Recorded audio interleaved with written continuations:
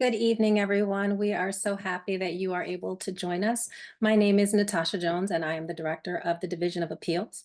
And we wanted to speak with you tonight a little bit more about the discipline process so that you can understand how discipline decisions are made and your options as a parent and the responsibility and rights of students. We know that recently there have been increased conversations about school safety and student discipline. And parents usually fall into one of two groups, either feeling that their child is being unfairly or overly disciplined, or feeling that their child is unsafe in school because administration is not disciplining enough. So whichever group you fall in, we just want to make sure that parents can better understand how disciplinary decisions are made. And again, that QR code in the top right-hand corner allows you to access a poll that just gives us information about who we're presenting to so that we know which areas we should maybe emphasize a little bit more and maybe the things that we spend less time on. And there is also the link in the chat that you can access. Next slide. So our objectives today is to discuss the philosophy of discipline for Montgomery County Public Schools. We're going to examine the behavior matrix in the Student Code of Conduct, analyze the most common behavioral infractions, and review the rights and responsibilities of parents and students. Next slide. So we're going to start with introductions. And again, if you have not had an opportunity yet, you can access the QR code in the top right-hand corner of your screen, or you can access the link that is in the Google chat to tell us a little bit about who you are. Again, my name is Natasha Jones. I am the Director in the Division of Appeals, and I am going to be presenting this evening with two of my colleagues. I will allow them to introduce themselves. Good evening. My name is Al Menjicapra. I'm a coordinator at the Division of Appeals. And I'm Adrienne Charlie, and I'm also a coordinator in the Division of Appeals. So in our office, we handle all types of appeals. We handle appeals for student transfers, or what is commonly known as COSAs. We review and investigate residency appeals, athletic waivers, early entrance to kindergarten appeals, complaints from the public, which is kind of a catch-all if parents have a complaint about grades or student records, or sometimes a decision that a principal has made. They can complete a complaint from the public, and if it is appealed, it comes to our office. We also handle discipline. We handle primarily discipline when principals are requesting that a student be removed from the school for more than 10 days. And tonight we're going to focus primarily on the part of our role and responsibilities that deal with the discipline process. So that's who we are. And let's take a look and see who is here with us.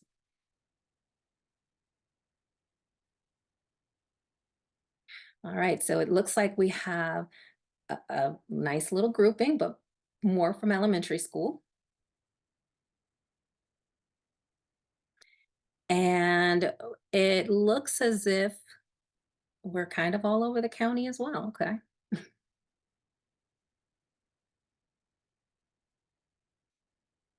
And these are the things that participants have indicated that they're most interested in learning about.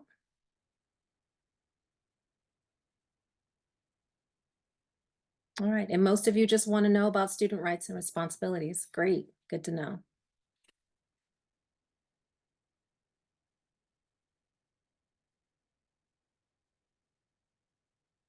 So just a couple of meeting norms that we want to go over.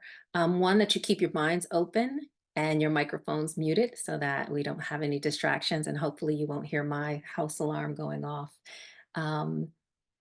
during the presentation. If you feel comfortable turning your camera on, please feel free to do so and smile. We ask that you be fully present. There's going to be a couple of times when we're asking for participation like we just did. So it would be great if we have everyone's participation and we know that you guys are fully involved. We ask that you seek first to understand. If you wonder, ask. We have a Google form that we're using to retrieve questions. So if you have a question during the presentation, we don't want you to forget it.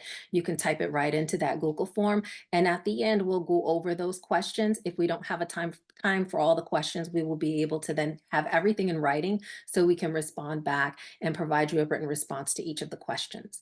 And another reminder that when you are entering information into the Google form or into the chat, that you don't use the names of any students or staff members.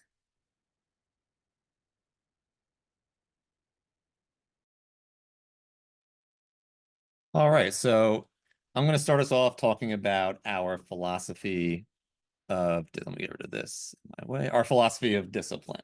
So MCPS, the primary purpose of our discipline and any behavior intervention is to be restorative, to be educational, in that our students are learning how to make better decisions in the future. And to every extent possible, we are aiming to keep them enrolled in their regular academic programming. Our philosophy is in line with Maryland State Department of Education, and is also on par with national research, which shows time and time again that zero tolerance policies are highly detrimental to our students and are simply not effective. So with that, suspensions and expulsions are to be used only as a last resort.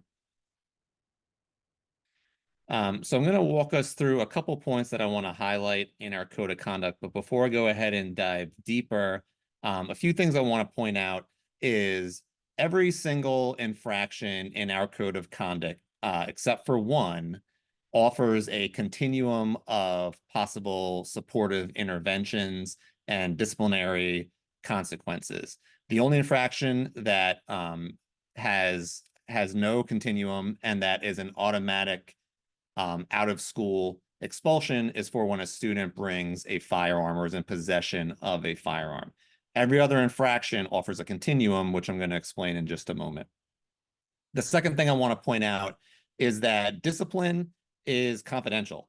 So if your student, say, is in a fight with student A, school administration is going to talk to you. You are going to be well aware of the consequences that were issued to your student or any interventions or supports that were issued to your student, but it will not be disclosed to you what consequences, if any, were provided or issued to student A. So now, again, once we dive deeper, we'll make a little more sense. But with the continuum of consequences, there's really our visible and our invisible, if you will, consequences. So say again, your student had that fight with student A. If student A happens to live in the neighborhood and after the fight, they're home for 3 days, it's probably a good bet it's visible that they were probably suspended, right? You can make that jump. But there's other invisible consequences that you're not going to be privy to. So the school is not going to tell you the name. They're not going to tell you maybe student A had detention or had an in-school suspension, or if student A was issued or offered the opportunity to participate in some type of community program. So there's a plethora of interventions that are possible. Some will be disclosed to you and some will not. And again, information pertaining to any other student except for yours is confidential. All right, so let's see now if I can jump in here. Okay, so our code of conduct, it's really a nice one-stop shop. It provides our philosophy of discipline. Just going to scroll until I get to the area that I wanted to show you. It's going to highlight the rights and responsibilities of students, also with the expectations of MCPS staff members. But what I wanted to bring your attention to, sorry if I'm making you dizzy here, scrolling down, starting on page 6, it lists all the various behavioral interventions that might be offered or issued to a student when they are in violation of the code of conduct. But this is a nice glossary, provides nice definitions, even for common terms that MCPS throws around all the time. We love our acronyms. So, an FBA or a BIP, what is that?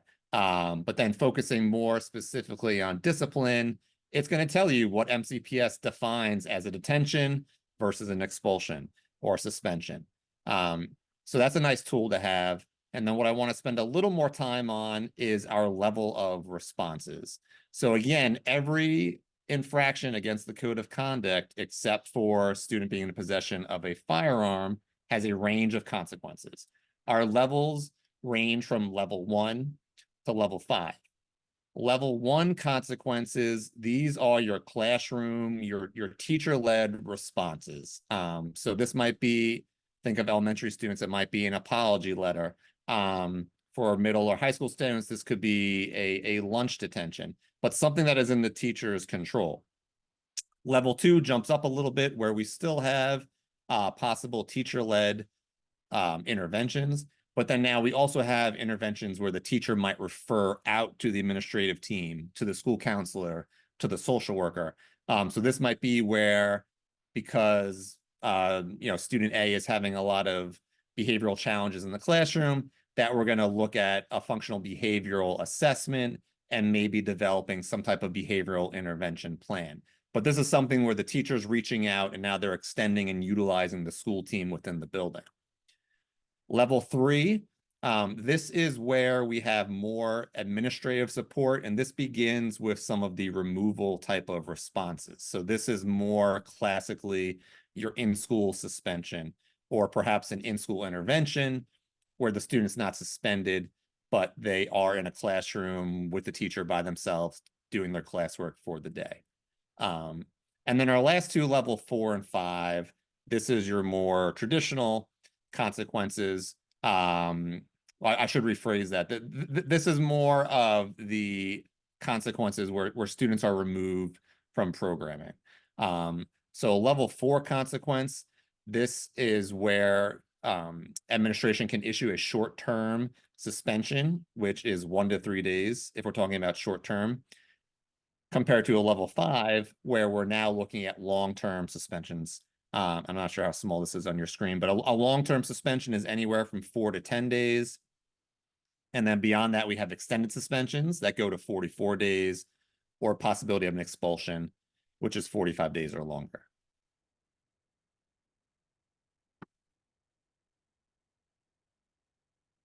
And now this is a screenshot of the code of conduct, but this is focusing specifically on fighting and attack on student.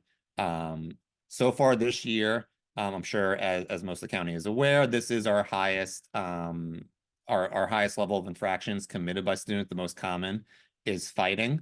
But keeping in mind what we just discussed about the various levels, I want to break down, what type of fight is really going to constitute a level 1 response versus a level 5 response. So it's broken down here, and you can see that something such as just shoving or pushing, right? There was no injuries. It's not horseplay, it was intentional, but student A pushed student B against the locker, and then 2 seconds later, they walked away from each other.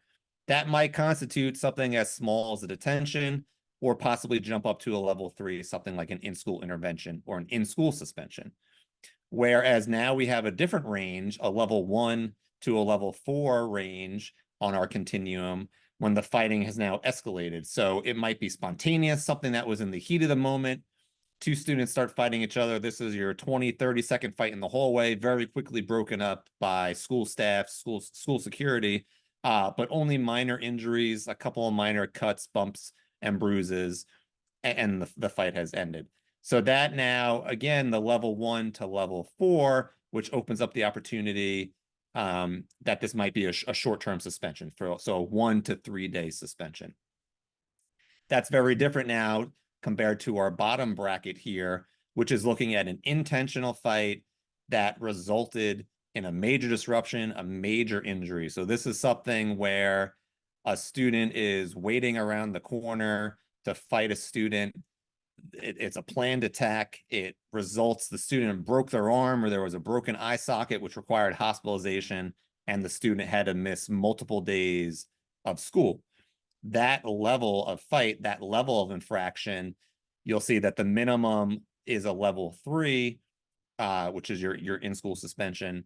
But now this allows for up to a level 5 consequence, which could be a long-term suspension, 4 to 10 days, or the possibility of an extended suspension or expulsion.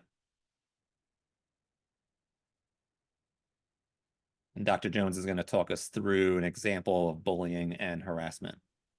So another a common occurrence, or maybe a commonly used phrase, is bullying. My child's been bullied, or some bullying occurred.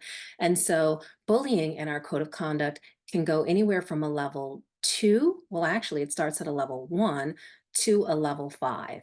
And so I really want to take this time to kind of dive a little deeper into what is bullying, because there is oftentimes some confusion between a bullying occurrence and just an inappropriate behavior. So as you can see in this definition here, it talks about bullying being including some type of imbalance in power. So it could be a bigger student, it could be a older student, it could be a more popular student. So it includes some type of imbalance in power, and it also includes some type of repetition. As you can see, it also says that it meets the criteria for prohibited conduct. So when we talk about the prohibited conduct, again, it's intentional, it interferes with learning, and then it's also motivated by personal characteristics such as race, religion, gender, um, or it is sexual in nature. That's a lot to unpack, okay? Um, We also see at the very bottom, we can have hate and bias behaviors, which also can be included under bullying and harassment, and it ranges from a level 1 to a level 5. And so I want to get a little audience participation, make sure you guys are still with us. This is a safe place. So I'm going to ask that you use your reactions just so we can talk through a few scenarios. And so if you think it is bullying, I want you to use your green checkbox yes reaction that I just put, if it's bullying. If you believe that it is a different behavior that's described, then you can use your red no. So just to make sure that everyone is with me, if everyone can just do your green check mark.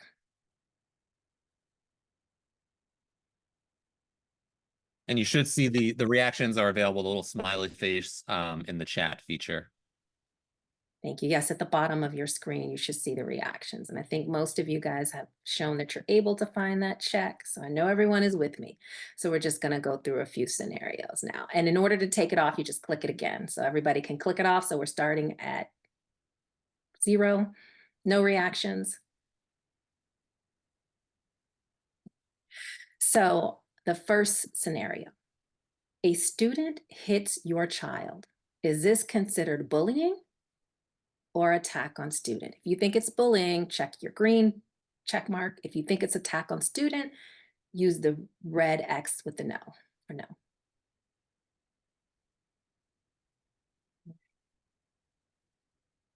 And in that case, you're right. If we only have the child hitting someone once, it is absolutely inappropriate, but it would not meet the definition of bullying.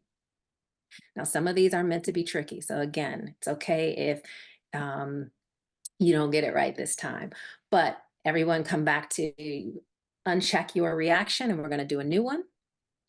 A student threatens your child. Do you think that is bullying or a threat to student? And if you think it's bullying, you're using your green check. If you think it's a threat to student, you're using your red X no. All right. So that again, if it only happens one time and there's not an imbalance of power, then it's generally just a threat to student. So you can take away all of your reactions and we'll go on to the next one. A student posts a video on social media of your child being attacked. Is that bullying or is that inappropriate use of an electronic device? If it's bullying, you're going to do the red. If it's inappropriate use of an electronic device, you're going to use the red X.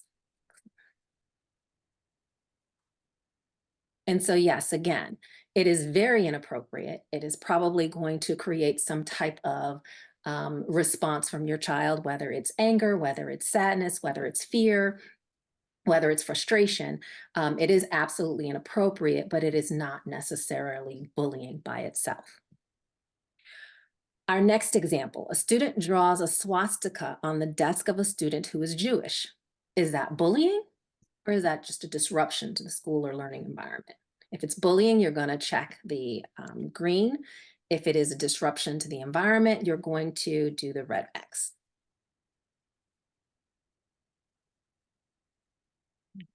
So in this case, it absolutely could be considered, it falls under that bullying and harassment, under hate bias, but it also falls under disruption. So that one is something that can fall under either category. Another trick one. So here's our next scenario. A student tells your child that they cannot sit at his or her lunch table each day or else. Green check mark if you think that's bullying, red X if you think it's a threat to student. Okay. Right. So it's that repetition. And it's also that imbalance of power. If that student is more popular and excluding your child, then it absolutely may be considered bullying. And oftentimes we know that type of behavior interferes with learning. It makes children not want to come to school. And so it is absolutely something that school administration, teachers, staff want to address. So the last one, a male student slaps a female student on the behind twice in 1 week. Is this bullying or is this a sexual attack? You're going to do the green check for bullying and the red X for sexual attack. And again, purposely tricky. That actually falls under both. Because it is a repeated offense and it is sexual in nature, it absolutely could be considered bullying. And so if you believe that your child is being bullied, or there is an instance of bullying, or you can question it, there is a bullying and harassment form that parents can fill out. You can also report it to school staff. School staff is required to inform you of your right to fill out the form or to fill out the form for you or with you. And then school administration should investigate that, and they would let you know if they found through the investigation that the behavior was substantiated or unsubstantiated. And of course, as Mr. Manjacapra indicated, a consequence may be provided to that student anywhere, again, from level 1 to a level 5. It may be one of those consequences that is visible where you and your student can kind of figure out what happened, or it may be one of those consequences or interventions that is invisible. Maybe it's a parent-teacher conference, maybe it's an in-school suspension, maybe it's something that you don't see. But of course, we keep those disciplinary decisions confidential. But we do provide with that bullying report, you should receive some indication that it was either substantiated and that action was taken. So when we're talking about any type of disciplinary infraction against the code of conduct, there are numerous factors that we are considering when we're making a determination. And I just saw a very timely comment in the chat about bullying with a student being smacked on the behind, as the example was, that depends on the age, but that's a factor that falls into our decision making for every infraction against the code of conduct. So while consequences, MCPS aims for consequences and interventions to be consistent based on the infraction and based across all demographics, with that, there's still a very fluid amount of decision making based on these factors. So the student's age, along with any previous serious behavioral interventions and infractions, the possibility of the student having a disability, any cultural or language factors, and also circumstances surrounding the incident. So, for example, is this a fifth grade student who's 11 years old, has never been in trouble before, has no suspensions or behavioral infractions before, is an English language learner, and was defending themselves in a fight, right? That situation compared to a senior who is 17 years old, has 10 previous suspensions for fights, and was the instigator or the aggressor in a fight, and has caused serious harm and now poses an imminent threat to other students or to the school system. Those are both fights, but those are two vastly different scenarios that are going to yield very different levels of response based on the factors you see here in front of you.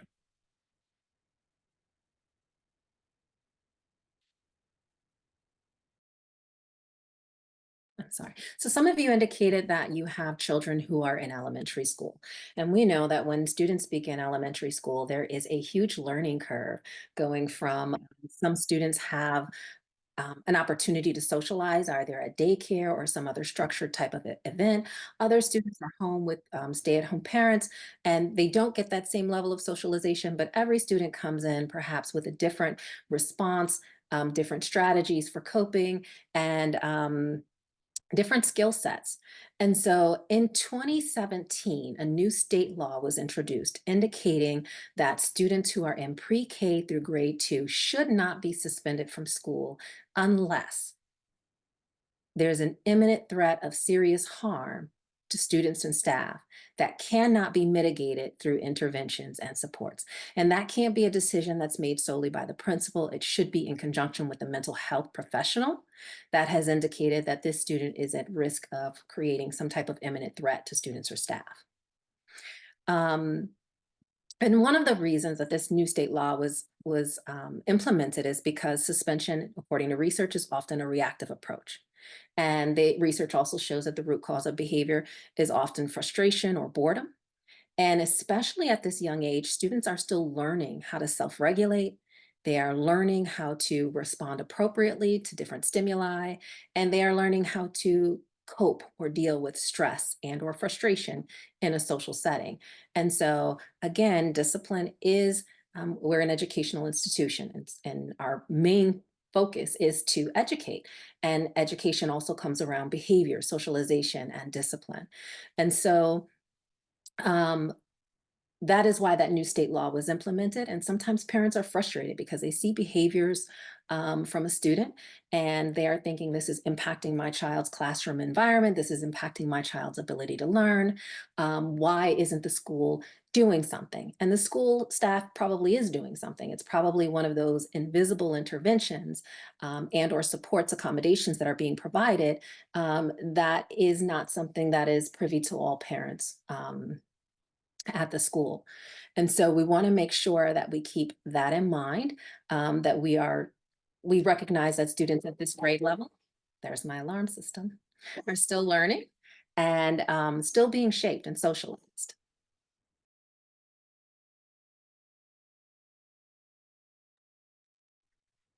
And so when we look at when a student is removed from school for an extended out of school suspension, and extended is considered anywhere between 11 and 45 days. If it is more, excuse me, it's 11 and 44 days. That's a typo there. If it is 45 days or more, it is considered an expulsion. And Maryland has really changed the threshold for when it is okay to remove a student on an extended basis from their regular school programming. In 2012, there was a committee that reviewed school suspensions in Maryland. And what they found with that review is that 63% of school suspensions were for non-violent offenses, and that students of color and students with disabilities were disproportionately being suspended, and that there was a negative relationship between school discipline and academic achievement, which means a lot of times people think if we remove the students who are disruptive or the students who are causing problems, the schools will be more safe or they will be better performing schools. And what research showed is that that is not true. So the theory of removing these students from school, making school safer, is not supported by research. And quite honestly, if we punish instead of educating, then we're going to have populations of students who graduate without the skills or baseline qualifications to become contributing members of community. And that's what our institutions of education are really there to do. So in 2014, there was a reform of our discipline process, and that threshold for establishing imminent threat and removing a student from school for long periods of time was set intentionally high. And in order to prove that a student should not go to school because they are an imminent threat, our office would be looking at the factors that Mr. Mangia-Capra discussed earlier: the age of the student, the totality of circumstances. There was a time when there were certain circumstances. If you did this, you automatically had an extended suspension. And so in 2014, with that reform, what they indicated is that Now we have to look at the totality of circumstances. We can't just have a zero tolerance policy. If you fight, we have zero tolerance, you're automatically suspended. If you have drugs, there is zero policy, you are automatically suspended or removed from school. We found that those approaches were not effective and that students were not doing well academically and our schools were not safer. And so what we see is that in order for students to be removed on an extended suspension, the threshold is high. We have to prove that there is imminent threat of serious harm to other students or staff, or that there is chronic and extreme disruption across the educational environment, and behavioral and discipline interventions have been exhausted.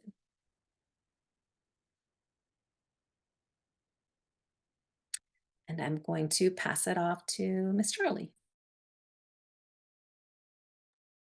Good evening, everyone. So we are so glad that you joined us here tonight, and we're going to talk a little bit about what students' rights are and about school safety. So there are responsibilities that students bring to us that they need to be aware of as they come into our schools. One of the things that we recognize is that a free and appropriate public education is a right, and the students do have to go to school. What we would like to do is have that environment free of bullying, harassment, or intimidation. We want to make sure that students are able to go to school, are able to feel safe, and are able to be comfortable in a learning environment. We want to also make sure that fair treatment in disciplinary actions and grievance. And we want to make sure that students are given the opportunity to be notified of their allegations, an explanation of the evidence, and an opportunity to present their version of events. And that is called due process. Oftentimes, like Dr. Jones and Mr. Mangiacopoulos said earlier, parents want to know what happened to the other child. Like, I'm not going to make a statement, or I don't want my child talking. I want to know what's going to happen to the other child.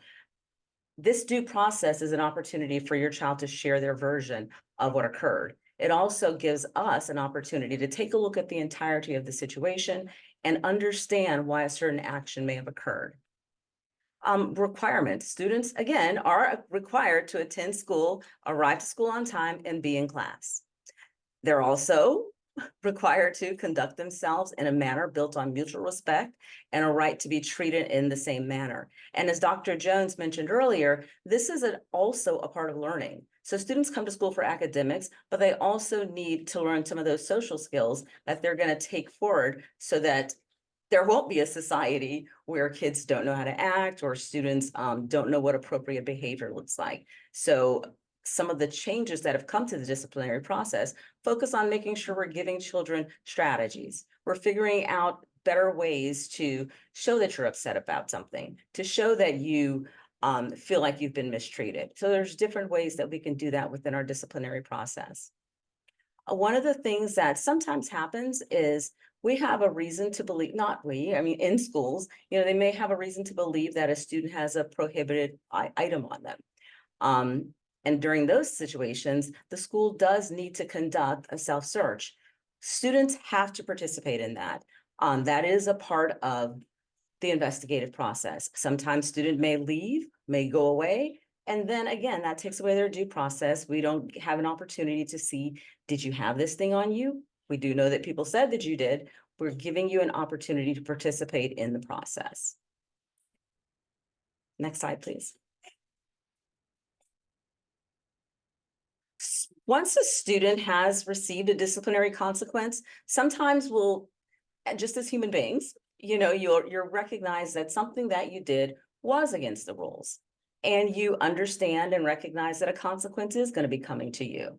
That is the same as with students. Sometimes they totally disagree, but when a parent comes in and they decide that, you know what, I understand that my child did something inappropriate. I recognize that a consequence needs to be in place, and I agree with that consequence.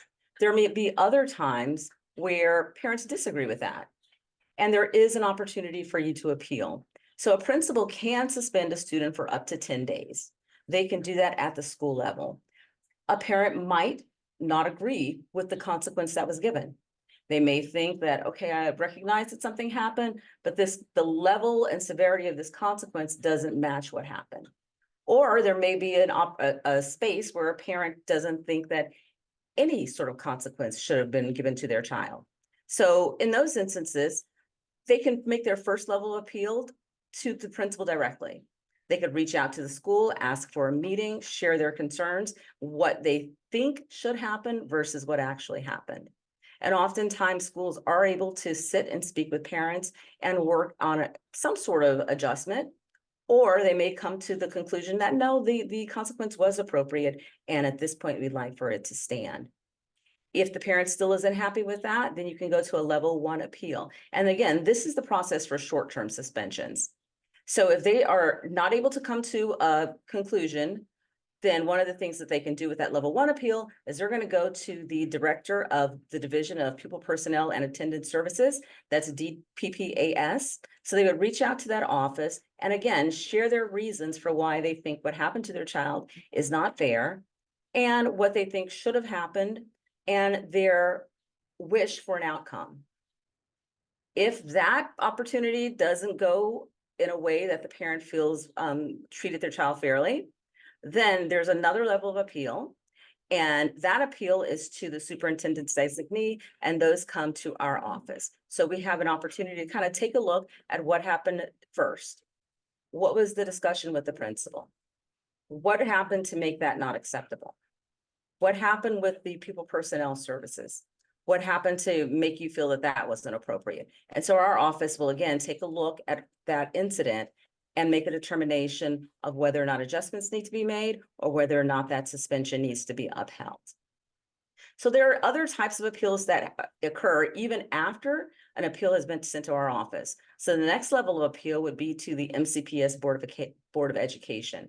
And in that instance, all of the information that was previously sent, that would become part of a file. And the parent would again need to kind of explain why they think what happened wasn't fair, what they think should have happened, and their requested remedies. And if the family still isn't happy, then they can make that appeal to the State Board of Education. And again, that's for short-term suspensions. Next slide, please. And appealing an extended suspension or expulsion. So again, only the superintendent's designee can suspend a child for 10 days or longer. In the school, the principal can suspend up to 10 days, but if it's over the 10 days, then that is through the superintendent's designee. So in those instances, sometimes you may have heard the term a 10 and E. So that's 10-day suspension with a recommendation for expulsion. And in those instances, a disciplinary hearing is held. That is held by myself, Mr. Mangiacapria, and Dr. Jones. So we would get a file, it would come to our office, we'd have an opportunity to review the whatever the incident was, to look at witness statements, to look at any video that was provided, to hear the school's version of what happened, and hear from the student and parents about their idea or their thoughts about what happened. During those disciplinary hearings, we gather that information into a report. The hearing officer puts a report together and they do a recommendation for discipline. That final decision is made by the superintendent's designee by the 10th day of the suspension. So all of those different pieces happen when a school is requesting a 10 and E, and that is 10-day suspension with a recommendation for expulsion. If at that disciplinary hearing, the decision is made about, well, actually, I don't know why I'm nervous tonight. That decision isn't made the disciplinary hearing. After the report is submitted and a final decision is made, and if the family is not happy with that, then there is another level of appeal. And again, that's with the Montgomery County Public Schools Board of Education. And in that hearing, there will be a new hearing officer who is appointed by the Board of Education, and they will have another hearing where they will gather facts, they will gather information about what happened. They'll give the student and their family an opportunity to share their thoughts about why they think something was unfair, what they think should have happened, and their requested remedy. If that decision isn't satisfactory to the family, then there is another level of appeal. The family can appeal to the State Board of Education. So there are several layers that can occur if somebody is not in agreement with an appeal, with a short-term suspension or an extended suspension. And before I go to the next slide, I'm going to ask Dr. Jones or Mr. Mangiacapria, is there anything that I may have missed? Because I did feel myself stumbling, so please forgive me. But is there any other thing that I missed in terms of making sure to everybody gets to understand what these appeals look like? I think I would like to just emphasize, not that you missed it, but I would just emphasize that it is an impartial review of the information at each stage. And so it is very helpful when students participate and they are afforded due process, that they provide a witness statement. It is another set of eyes that is not working for the school necessarily and does not know the student, but can look at all of the information without all the other context and make a decision. And that happens at both levels, an impartial review. Thank you, Dr. Jones. So here's a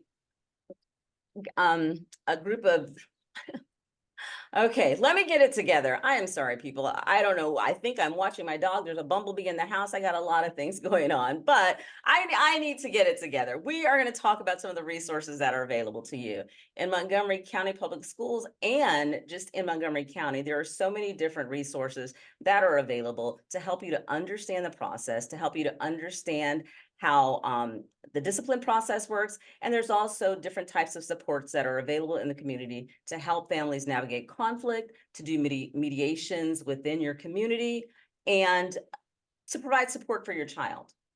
So here's a list of different resources, and these are going to be available to you with this presentation, and it's also on our Division of Appeals website. So all of these different things are certainly places where you can go to find out more information about the processes and procedures, or if you just need help navigating whatever situation you're dealing with at that time, whether it's discipline, whether it's what are my next steps if I feel my child is being bullied and harassed.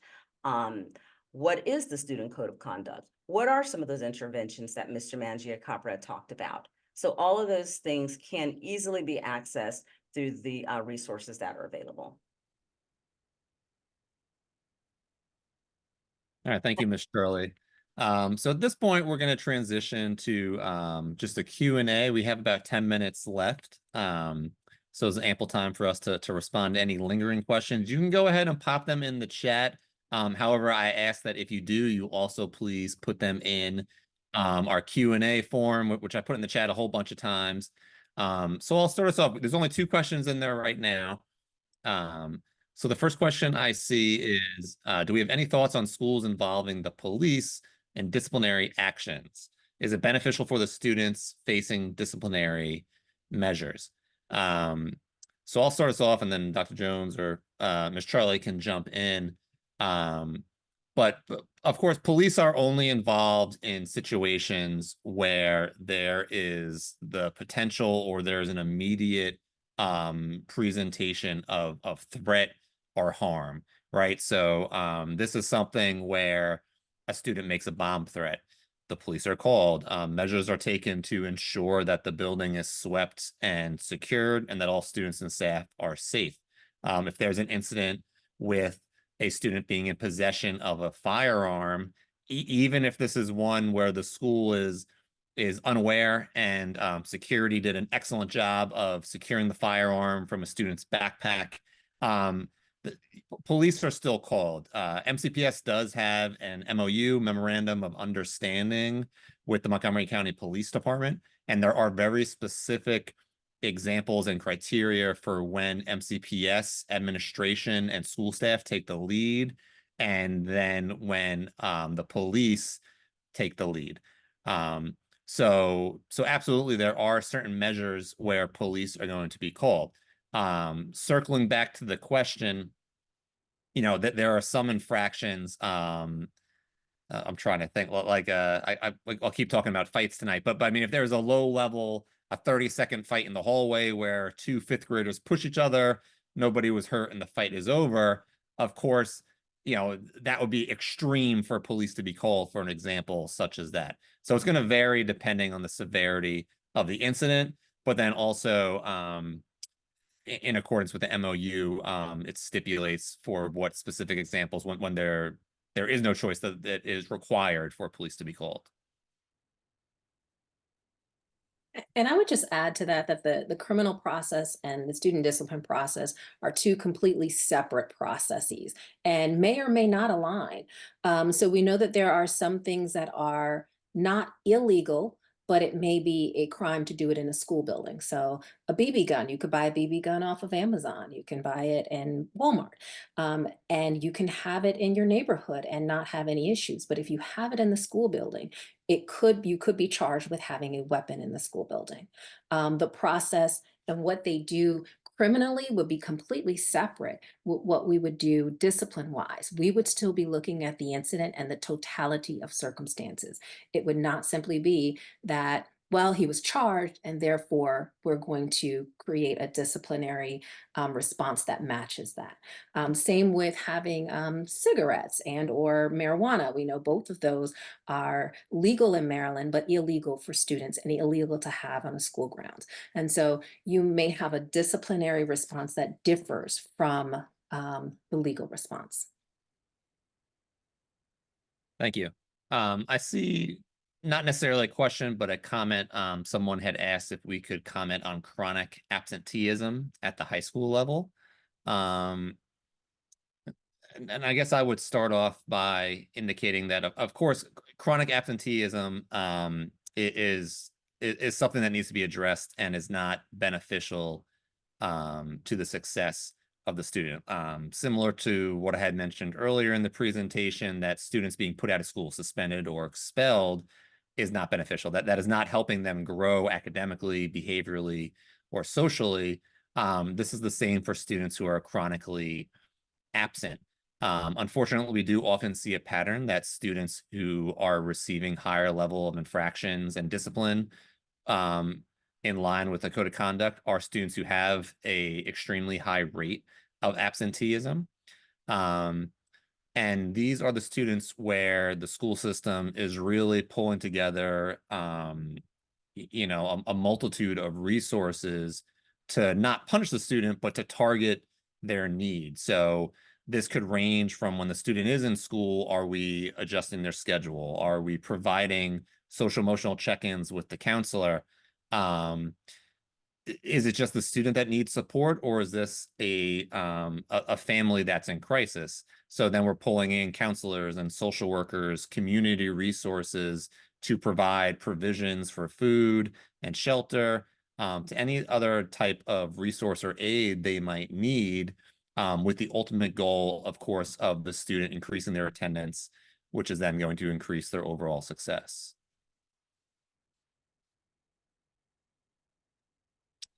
I see one other question, and it's just asking if we could provide some insight into the restorative justice program being implemented in schools and how our department contributes to support the initiative. So we do not have any direct impact on the restorative justice programs that's being implemented in MCPS. I can say that embedded within the code of conduct, depending on the level of response, interventions often point to a restorative justice practice, and we're going to try to restore the relationship between the aggressor and the victim. This could look like a community circle that we often see, or this could be a more individualized approach. But no, our office is not directly involved with the RJ program. It is something, though, if we have a student who is being recommended for an extended suspension. Again, we talked about the philosophy of discipline, indicating that suspensions are the last resort. Um, Discipline should be progressive. And so when we have a student who is either engaged in attacks or fighting or just overall having a lot of peer conflict, and at some point they are being recommended for an extended suspension, we would want to see interventions that include the lower level interventions that include an opportunity for students to be able to learn conflict resolution skills, to engage in conversations that can restore relationships. And so it is one of those things that we look for. But along with our office, again, as Ms. Charlie went over the short-term suspensions and then the appeals for long-term, if the short-term suspension is appealed twice, I believe it would come to us. But generally, our work is with the long-term suspensions. And the Office of Student Wellbeing and Supports They work primarily with the shorter term suspensions as well as interventions such as restorative justice and some of the mental health supports that are available to students. And we're at 6:56. We have time for one more question. I don't have any more pending in our response form, but I'm gonna give about a 30-second wait time if anyone wants to provide a last question or comment in the chat. Please do so now. And I see that Ms. Granados has been asking that we complete the feedback form, which is also helpful for us. If there is another parent academy that deals with discipline, knowing more information about what we did well or what you want to hear more of will be great information for us.